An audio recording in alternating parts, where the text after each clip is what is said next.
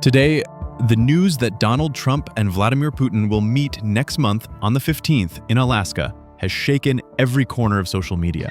Why would Putin agree to come to the United States, to Trump's home turf, instead of choosing a more neutral third country? Just days ago, Putin had suggested the UAE as a meeting point, a place that has stayed neutral in the Russia-Ukraine war and hosts over 4,000 Russian businesses, a location where any attempt to play games with Moscow could backfire economically.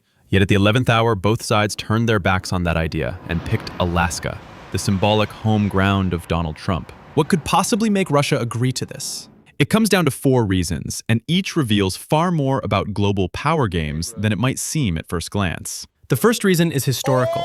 Alaska once belonged to Russia before being sold to the United States, making it a territory with deep symbolic ties to Moscow.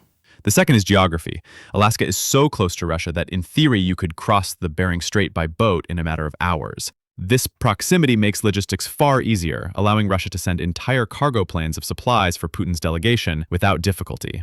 The third reason, the U.S. Stratham Moobheads is not a member of the International Criminal Court, meaning Putin can walk into talks without fear of legal entanglements. But the fourth reason is the one that truly matters. Russia is cautious about pushing the U.S. too far.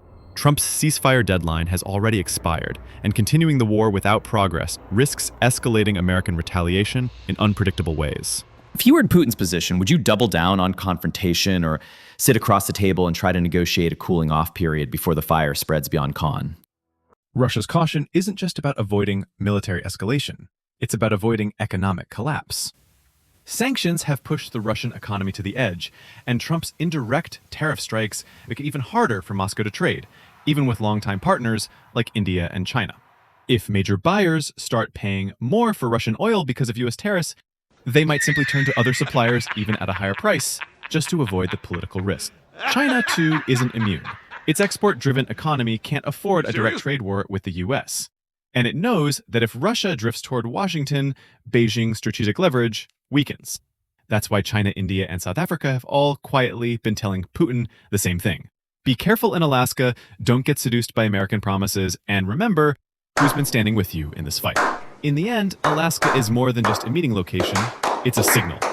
If Russia is willing to sit down with the US on American soil, it suggests both sides see the value in pressing pause before the situation spins further out of control.